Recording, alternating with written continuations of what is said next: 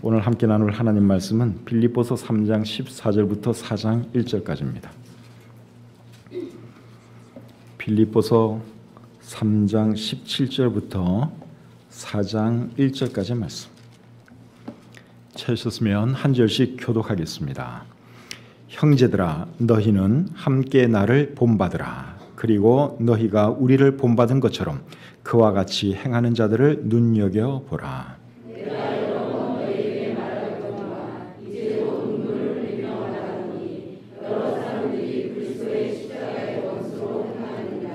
그들의 마침은 멸망이요 그들의 씨는 배요 그 영광은 그들의 부끄러움에 있고 땅의 일을 생각하는 자라. 그러나 우리의 신권은 하늘에 있는지라 거기로부터 구하는 자 곧 주 예수 그리스도를 기다리니 그는 만물을 자기에게 복종하게 하실 수 있는 자의 역사로 우리의 낮은 몸을 자기 영광의 몸의 형체와 같이 변하게 하시리라. 그러므로 나의 사랑하고 사모하는 형제들, 나의 기쁨이요 면류관 아닌 사랑하는 자들아, 이와 같이 주 안에 서라. 아멘.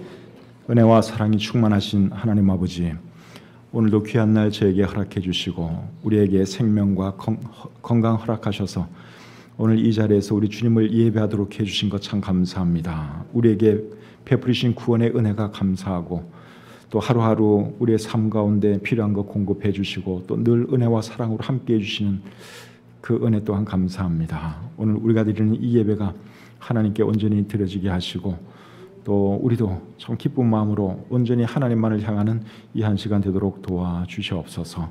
늘 예배를 위해서 참 준비하는 또 수고하는 손길들이 있습니다. 찬양대원들, 위시에서 또 주일학교 교사들, 또 교회를 아름답게 참 정리하고 또 청소하는 그런 헌신자들, 또 식사를 위해서 준비하시는 분들, 그 외에도 많은 손길들이 이 교회를 위해서 수고하고 있습니다. 하나님께서 일일이 기억해 주시고 축복해 주시옵소서. 말씀의 모든 시공을 주님께 의탁하오며 예수님의 이름으로 기도합니다. 아멘. 자리에 앉겠습니다.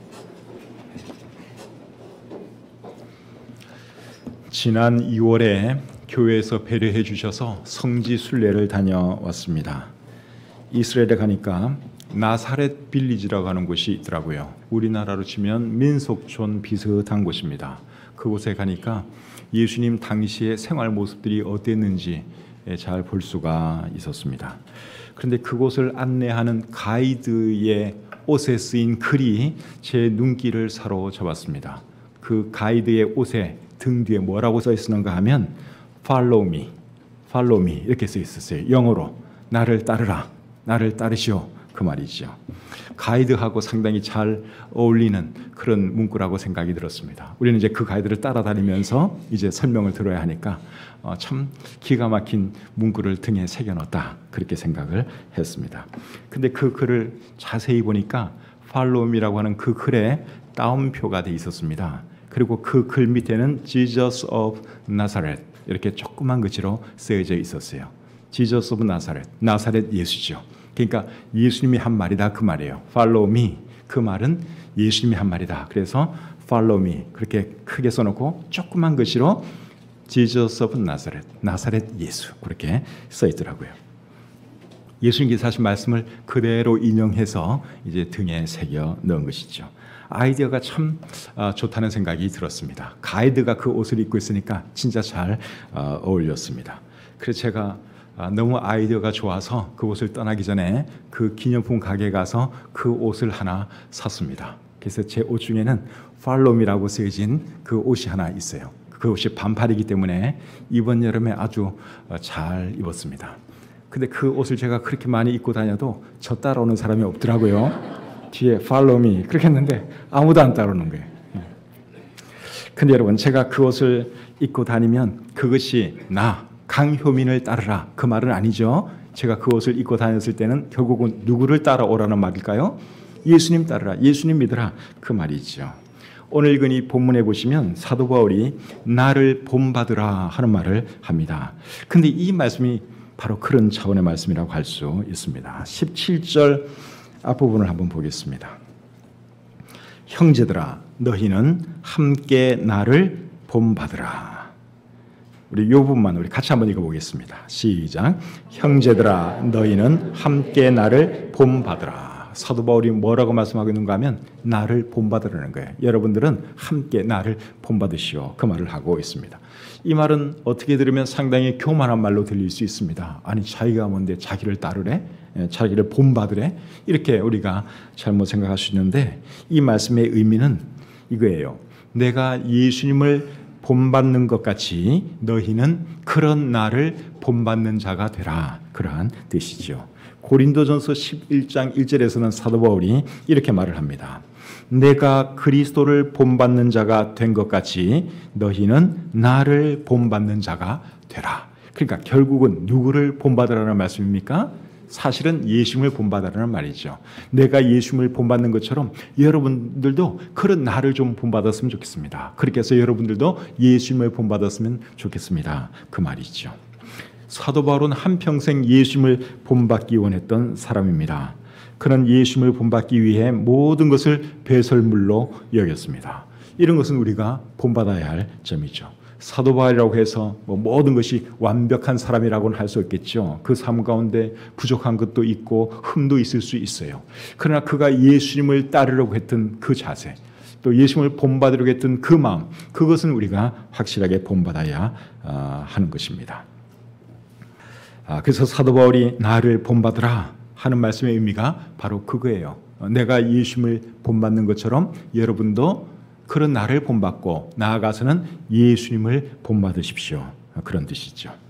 그리고 오늘 이 본문에 보시면 사도 바울이 또 어떤 말을 하는가 하면 나를 본받기 위해서 나를 잘 따르는 사람들을 눈여겨보세요 하는 그런 말씀도 합니다. 17절 말씀 여러분 같이 한번 읽어보겠습니다. 17절 시작. 형제들아 너희는 함께 나를 본받으라. 그리고 너희가 우리를 본받은 것처럼 그와 같이 행하는 자들을 눈여겨보라. 17절에서 사도 바울은 크게 두 가지를 말을 하고 있어요. 첫째는 나를 본받으라 하는 말씀. 그 다음에 두 번째는 나를 본받는 자들을 눈여겨보라. 그 말씀을 하고 있습니다. 사도 바울을 우리가 본받으려면 사도 바울을 본받는 사람들을 우리가 또 눈여겨보면 또 많은 도움이 되겠죠. 요즘에는 성공학, 부자학 이런 학문 아닌 학문이 있습니다. 부자학, 성공학. 이게 어떤 것인가 하면 어떻게 하면 부자가 될 수 있는가? 어떻게 하면 성공할 수 있는가? 그거 연구하는 학문이라고 할 수 있습니다.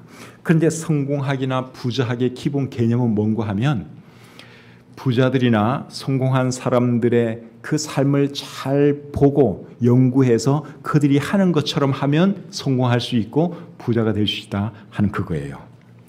그래서 여러분들이 부자 되고 싶고 성공하고 싶으면 부자들이 어떻게 살아가는가, 또 성공하는 사람들이 어떤 자세로 살아가나 그거요 잘 보시면 성공하고 또 부자가 되는 데 많은 도움이 될 수 있습니다. 근데 여러분 신앙생활도 저는 그렇다고 생각을 합니다. 우리가 신앙생활을 잘 하려면 어떻게 해야 되느냐?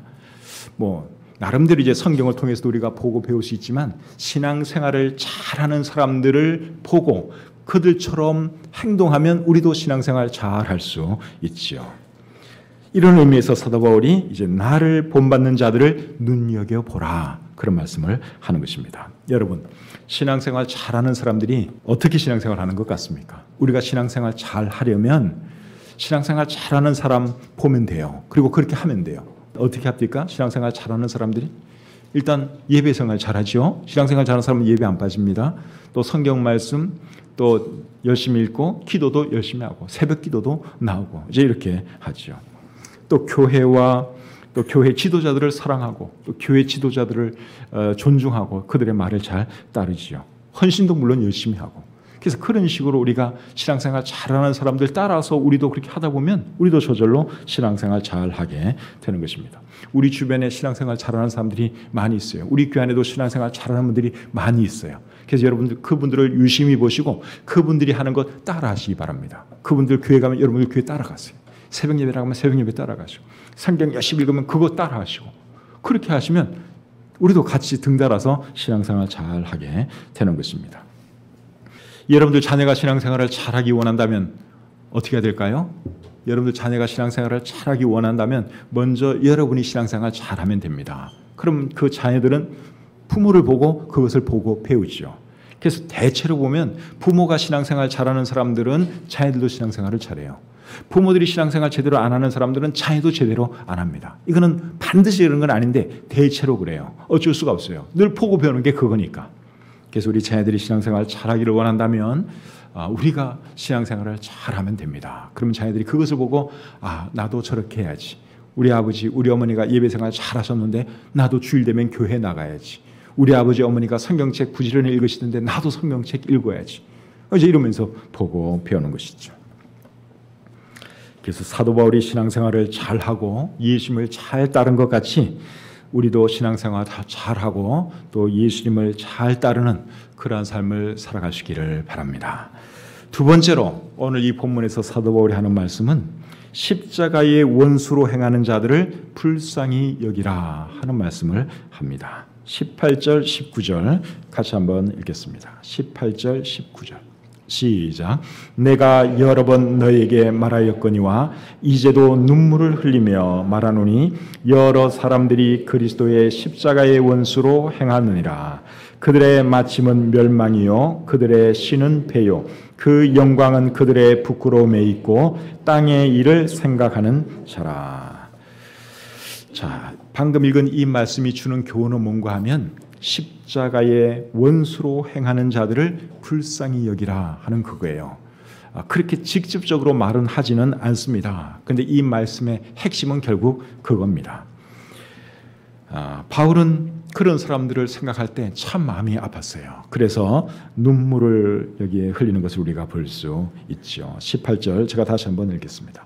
내가 여러 번 너에게 말하였거니와 이제도 눈물을 흘리며 말하노니 여러 사람들이 그리스도의 십자가의 원수로 행하느니라. 그러니까 십자가의 원수로 행하는 사람들을 보니까 사도 바울이 너무너무나 마음이 아픈 거예요. 그래서 눈물이 난다. 그러한 말씀이죠. 그렇다면 여러분, 사도 바울이 십자가의 원수로 행하는 사람들을 어떤 사람들을 생각하면서 이제 이런 말씀을 했을까요? 어떤 사람들을 십자가의 원수로 행하는 사람들로 지금 생각하면서 말을 하고 있는 것일까요? 여기에 대해서는 크게 두 가지 견해가 있습니다. 첫째는 율법주의자들로 보는 견해입니다.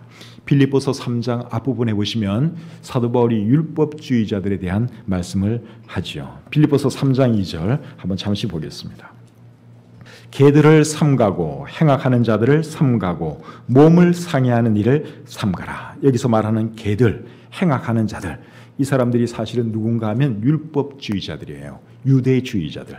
이 사람들은 어떤 주장을 했는가 하면 구원받으려면 예수님도 믿어야 하지만 그것 가지고는 안 되고 율법도 지켜야 한다. 그렇게 주장을 했습니다. 그런데 그렇게 말을 하면 예수 그리스도의 십자가의 의미를 약화시키는 결과가 되는 거죠. 예수님도 믿고 또 율법적인 행위도 강조하면 그는 예수님의 십자가를 약화시키는 거예요. 그런 차원에서 율법자들도 그리스도의 십자가의 원수로 행하는 자들이다. 그렇게 볼 수 있습니다. 그 다음에 두 번째 견해는 뭔가 하면 쾌락을 추구하며 살아가는 세상 사람들로 보는 견해입니다. 쾌락을 추구하는 사람들은 물론 예수님 안 믿는 사람들이죠. 이 사람들은 하나님을 대적하는 사람들이에요. 그래서 예수님 안 믿고 하나님 등지고 쾌락을 추구하면서 살아가는 사람들도 사실은 십자가의 원수로 행하는 사람들이라고 할 수 있습니다. 그런데 19절의 내용을 보시면 제 생각에는 두 번째 견해가 맞는 것 같습니다. 쾌락을 추구하는 세상 사람들, 그들을 염두에 두고 사도 바울이 십자가의 원수로 행하는 사람들이라고 말하는 것이라고 생각이 듭니다. 자, 19절 말씀 제가 다시 한번 읽어드리겠습니다. 그들의 마침은 멸망이요 그들의 신은 패요 그 영광은 그들의 부끄러움에 있고 땅의 일을 생각하는 자라. 그래서 19절의 내용을 감안을 하면 여기서 말하는 십자가의 원수들은 율법주의자들이라기보다 쾌락을 추구하는 세상 사람들이라고 보는 것이 더 타당하지 않는가 그런 생각이 듭니다. 그런데 이들에 대해서 더 정확하게 알려면 우리가 다른 성경을 조금 참고해 볼 필요가 있습니다. 자, 로마서 16장 17절 18절을 보겠습니다. 로마서 16장 17절 18절입니다. 십자가의 원수로 행하는 사람들이 어떤 사람일까? 지금 우리가 그거 계속 생각하는 것입니다. 로마서 16장 17절 18절 형제들아 내가 너희를 권하노니 너희가 배운 교훈을 거슬러 분쟁을 일으키거나 거치게 하는 자들을 살피고 그들에게서 떠나라. 이 같은 자들은 우리 주 그리스도를 섬기지 아니하고 다만 자기들의 배만 섬기나니 교활한 말과 아첨하는 말로 순진한 자들의 마음을 미혹하느니라. 자, 여기 보니까 자기들의 배만 섬긴다 하는 표현이 나와요. 근데 오늘 본문 19절에도 보시면 그들의 신은 배라는 말씀이 있죠. 그러니까 본문 19절에서 말씀하는 사람들하고 로마서 16장 17절 18절에서 말하는 사람들은 이게 연관성이 있는 사람들이에요. 근데 로마서 16장 17절 18절에서 말하는 사람들은 결국 어떤 사람들인가 하면 거짓 선생들, 이단들을 말하는 것입니다. 거짓 선생들과 이단들에 대해서는 또 베드로후서 2장에 자세하게 설명을 하고 있습니다. 베드로후서 2장으로 가보겠습니다. 베드로서 2장 1절부터 3절 말씀 제가 읽어드리겠습니다. 그러나 백성 가운데 또한 거짓 선지자들이 일어났었나니 이와 같이 너희 중에도 거짓 선생들이 있으리라. 그들은 멸망하게 할 이단을 가만히 끌어들여 자기들을 사신 주를 부인하고 임박한 멸망을 스스로 취하는 자들이라. 여럿이 그들의 호색하는 것을 따르리니 이로 말미암아 진리의 도가 비방을 받을 것이요 그들이 탐심으로써 지어낸 말을 가지고 너희로 이득을 삼으니 그들의 심판은 옛적부터 지체하지 아니하며 그들의 멸망은 잠들지 아니하느니라. 방금 읽은 이 말씀이 거짓 선생들, 이단에 대한 말씀인데 이 사람들이 호색하고 또 탐심을 가지고 있고 또 사람들로부터 또 물질을 취하는 그것을 여기에 말씀하고 있죠. 그 다음에 12절부터 14절 또 보겠습니다. 12절부터 14절. 그러나 이 사람들은 본래 잡혀 죽기 위하여 난 이성 없는 짐승 같아서 그 알지 못하는 것을 비방하고 그들의 멸망 가운데서 멸망을 당하며 불의의 값으로 불의를 당하며 낮에 즐기고 노는 것을 기쁘게 여기는 자들이니 점과 흠이라. 너희와 함께 연회할 때에 그들의 속임수로 즐기고 놀며 음심이 가득한 눈을 가지고 범죄하기를 그치지 아니하고 굳세지 못한 영혼들을 유혹하며 탐욕에 연단된 마음을 가진 자들이니 저주의 자식이라. 이 말씀도 역시 이단들, 거짓 선생들에 대한 말씀인데 이 사람들은 즐기고 노는 것을 좋아한다고 말씀을 하고 있죠. 그리고 음심이 가득한 눈을 가지고 있다고 말씀을 하고 있고 또 탐욕에 연단된 마음을 가지고 있다 이런 말씀을 하고 있습니다.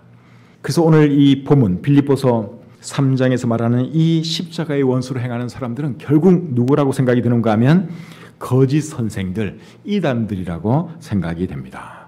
그리고 조금 더 넓게 보면 예수님을 부인하고 하나님을 대적하는 모든 사람들이 사실은 십자가의 원수라고 할 수 있겠죠. 그들이 어떤 모습으로 살아가고 있느냐? 자, 19절 말씀 다시 보겠습니다. 19절. 그들의 마침은 멸망이요 그들의 신은 배요 그 영광은 그들의 부끄러움에 있고 땅의 일을 생각하는 자라. 이제 이것이 그 당시 이단들, 거짓 선생들의 어떤 삶의 모습이고 또 하나님을 대적하는 그런 사람들의 모습인데 그들의 마침은 멸망이라고 말씀을 하고 있습니다. 이 말의 의미는 뭐예요? 그들은 결국 멸망당할 것이다 그 말이죠. 그리고 그들의 신은 배라고 말씀을 하고 있는데 그들은 육체의 욕망과 정욕을 위해서 살아간다 그 말이죠. 그리고 그 영광은 그들의 부끄러움이라 그랬습니다. 이 말은 무슨 말인가 하면 부끄러운 일을 하면서도 부끄러운 줄 모르고 오히려 자랑스럽게 생각한다 그 말이에요. 믿지 않는 사람들 중에 하나님 모르는 사람 중에 그런 사람들 많아요. 부끄러운 일인데 사실은 부끄러운 일인데 그거 마치 대단한 일인 것처럼 자랑하고 있습니다. 아내가 있으면서도 또 다른 여자친구 두고 있는 것에 대해서 아주 대단히 자랑으로 생각하고 뭐 동성애 이거 사실 부끄러운 일이죠. 근데 그게 뭐라고 또 아주 떠벌리고 퍼레이드하고 그런 사람들이 있잖아요. 부끄러운 줄은 몰라요. 그리고 그걸 오히려 자랑스럽게 생각하고 또 땅의 일을 생각한다 그렇게 말씀을 하고 있는데 세상적인 일에만 관심 있는 것을 말하죠. 그들에게는 이 세상의 삶이 전부니까 뭐 땅 일만 생각할 수밖에 없죠. 그런데 오늘날 많은 사람들이 여러분 이런 모습으로 지금 살아가고 있습니다. 이런 사람들에 대해서 우리가 어떤 마음을 가져야 할까요? 불쌍히 여기는 마음을 가져야 하는 것입니다. 그래서 오늘 이 본문에서 사도 바울은 그런 사람들을 생각할 때 눈물이 난다고 여기 말씀하고 있는 것이죠. 저와 여러분들은 믿지 않는 가족들을 위해서 눈물 흘려본 적이 있습니까? 믿지 않는 친구들을 위해서, 친척들을 위해서 눈물 흘려본 적이 있습니까? 사도 바울은 믿지 않는 골육의 친척들을 생각할 때 그 마음에 큰 근심이 있다고 했습니다. 그리고 그치지 않는 고통이 있다고 했습니다. 로마서 9장 1절부터 3절에 그 말씀을 하고 있는데 시간 관계상 읽지는 않겠어요. 근데 사도 바울은 믿지 않는 자기 골육 형제들을 생각하면 너무너무 괴로웠어요. 그래서 큰 근심이 있고 그치지 않는 고통이 내 마음속에 있다. 사도 바울이 그런 고백을 했습니다. 사랑하는 성도님 여러분, 저와 여러분들에게도 그런 마음이 있어야 할 줄 믿습니다. 하나님 대적하는 사람들, 예수님 믿지 않는 사람들, 멸망길로 가는 그 사람들 보면서 우리는 안타까워해야 되는 거예요. 그들을 위해서 정말 간절히 기도해야 되고 어떻게 해서라도 전도하려고 우리가 힘써야 하는 것입니다. 자, 세 번째로 오늘 이 본문에서 사도 바울은 또 어떤 말을 하는가 하면 하늘의 시민권을 가진 사람들은 예수님의 재림을 소망하며 살아야 한다 하는 말씀을 하고 있습니다. 본문 20절, 21절 같이 한번 읽겠습니다. 자, 20절, 21절 시작. 그러나 우리의 시민권은 하늘에 있는지라 거기로부터 구원하는 자 곧 주 예수 그리스도를 기다리노니 그는 만물을 자기에게 복종하게 하실 수 있는 자의 역사로 우리의 낮은 몸을 자기 영광의 몸의 형체와 같이 변하게 하시리라. 빌립보서는 빌립보 성도들에게 쓰는 편지지요. 빌립보는 그 당시 로마의 식민지였습니다. 로마의 식민지였기 때문에 빌립보 사람들은 다 로마 시민권을 가지고 있었습니다. 그리고 빌립보 사람들은 자신들이 로마 시민이라고 하는 것에 대해서 대단한 자부심을 가지고 있었습니다. 사도행전 16장 12절과 21절을 보시면 여러분들이 그런 것을 볼 수 있습니다. 오늘날 여러분 세계에서 제일 인기 있는 시민권은 어느 나라의 시민권일까요? 어느 나라의 시민권이 제일 인기 있는 것 같아요? 미국의 시민권이 제일 인기가 있죠. 미국의 시민권이 아무래도 제일 인기가 있습니다. 한국 시민권도 제가 볼 때 괜찮은 시민권이에요. 한국 시민권 받으려고 노력하는 외국인 근로자들이 얼마나 많은지 몰라요. 또 한국으로 오려고 노력하는 외국 사람들도 참 많고. 그러니까 우리나라가 이 상당히 괜찮은 나라예요. 우리가 한국의 시민권을 가지고 살아가는 거 이거 정말 복인 줄 믿습니다. 근데 미국이나 한국의 시민권보다 더 좋은 시민권이 어느 나라 시민권인가 하면 하늘나라의 시민권이죠. 여러분들 그렇게 생각을 하세요? 지금은 여러분들이 그 말이 별로 실감이 안 날 수 있어요. 그런데 여러분들이 죽었을 때라든가 그리고 예수님이 재림하실 때 그때 가면 야, 내가 하늘의 시민권 가진 것이 정말 다행스러운 일이구나. 내가 정말 복받은 사람이로구나 하는 것을 여러분들이 느끼게 될 것입니다. 지금은 별 몰라요. 지금은 그게 큰 도움이 된다 이런 거 모를 수도 있어요. 그러나 예수님이 오시면 또는 여러분들이 세상을 떠나시면 그때 이제 그 하늘 시민권을 가지고 있는 사람으로서 여러분들이 얼마나 복받은 사람인가 하는 것을 깨닫게 될 것입니다. 그렇다면 여러분, 하늘의 시민권을 가진 사람으로서 우리는 어떻게 살아야 하겠습니까? 20절 말씀에 의하면 예수님의 재림을 고대하면서 살아야 하는 것이죠. 20절 말씀 제가 다시 읽습니다. 그러나 우리의 시민권은 하늘에 있는지라 거기로부터 구원하는 자 곧 주 예수 그리스도를 기다리노니. 그래서 하늘의 시민권을 가진 사람들은 어떻게 살아야 되느냐? 예수님의 재림을 소망하면서 살아야 하는 것입니다. 여러분 지금 그렇게 살고 계시죠? 하늘에 우리가 천국 소망을 가지고 살아야 돼요. 예수님의 재림을 간절히 고대하면서 살아야 합니다. 지금까지 예수님이 안 오셨다고 해서 아주 안 오시는 것이 아니에요. 예수님은 언젠가 반드시 다시 오십니다. 예수님께서 하늘로 올라가시면서 마지막으로 남긴 말씀이 뭡니까? 너희가 본 그대로 내가 다시 오겠다 하는 말씀이고, 또 성경 제일 마지막에 기록된 예수님의 말씀은 뭐죠? 내가 진실로 속히 오리라 하는 말씀입니다. 예수님은 반드시 다시 오십니다. 그때가 멀지 않았습니다. 그리고 예수님이 다시 오실 때 어떤 일이 일어나느냐? 우리의 몸이 영광스러운 몸으로 변화됩니다. 21절이 그 말씀이죠. 21절. 그는 만물을 자기에게 복종하게 하실 수 있는 자의 역사로 우리의 낮은 몸을 자기 영광의 몸의 형체와 같이 변하게 하시리라. 지금 우리의 몸은 공중으로 들림받을 수 있는 몸이 아닙니다. 천국에서 영원히 살 수 있는 몸도 아닙니다. 그래서 우리 주님이 다시 오실 때 하나님께서 우리의 몸을 영광스러운 몸으로 변화시켜 주시죠. 부활하신 주님의 몸처럼 우리의 몸이 변화될 것입니다. 부활하신 주님의 몸이 어떤 몸이었습니까? 시공을 초월하는 몸이었어요. 순간적으로 다른 곳으로 이동도 할 수 있었고 또 공간도 뚫을 수 있었고 시공을 초월하는 몸이었고 그리고 자연 법칙을 초월하는 몸이었죠. 그래서 늙지도 않고 죽지도 않는 그런 몸이었는데 우리의 몸이 그렇게 변화될 것이라는 것입니다. 언제 그렇게 된다고요? 예수님께서 다시 오실 때 그렇게 되는 것이죠. 여기에 대해서는 고린도전서 15장 50절부터 52절에도 말씀을 하고 있는데 제가 한번 읽어드리겠습니다. 형제들아 내가 이것을 말하노니 혈과 육은 하나님 나라를 이어받을 수 없고 또한 썩는 것은 썩지 아니하는 것을 유업으로 받지 못하느니라. 보라 내가 너희에게 비밀을 말하노니 우리가 다 잠잘 것이 아니요 마지막 나팔의 순식간에 홀연히 다 변화되리니 나팔 소리가 나매 죽은 자들이 썩지 아니할 것으로 다시 살아나고 우리도 변화되리라. 여러분 언젠가 주님이 다시 오실 것인데 그때 우리 이 몸이 썩지 않는 몸으로 변화될 것입니다. 그리고 우리는 천국에서 영원히 주님과 함께 살아가게 되는 것이죠. 우리의 시민권은 여러분 하늘에 있다고 하는 것을 잊지 마십시오. 그래서 이 땅에서 영원히 살 것처럼 살면 안 되고 우리는 언젠가는 천국에 간다 하는 그런 마음 가지고 살아야 하는 것이죠. 이 땅은 잠시 살다가 그냥 스쳐 지나가는 곳이에요. 우리가 영원히 살 곳은 주님이 계시는 저 천국입니다. 늘 주님의 재림과 천국을 소망하며 살아가는 저와 여러분들이 될 수 있기를 바랍니다. 자, 마지막 네 번째로 오늘 이 본문에서 사도 바울이 하는 말씀은 주 안에 굳게 서라는 말씀입니다. 4장 1절 같이 읽겠습니다. 4장 1절 시작.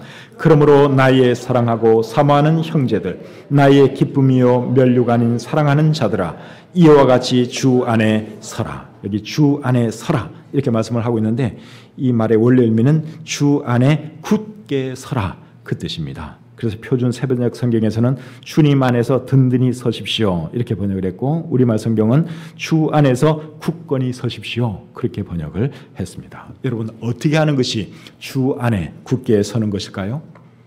주님을 믿는 믿음에 있어서 흔들림이 없는 것 그것을 말하는 것이죠. 그리고 바울이 전해준 복음에 대해서 흔들림이 없는 것 그것이 주 안에 굳게 서는 것입니다. 빌립보 교회는 거짓 선생들과 율법주의자들의 잘못된 가르침 때문에 흔들리는 사람들이 꽤 있었던 것 같습니다.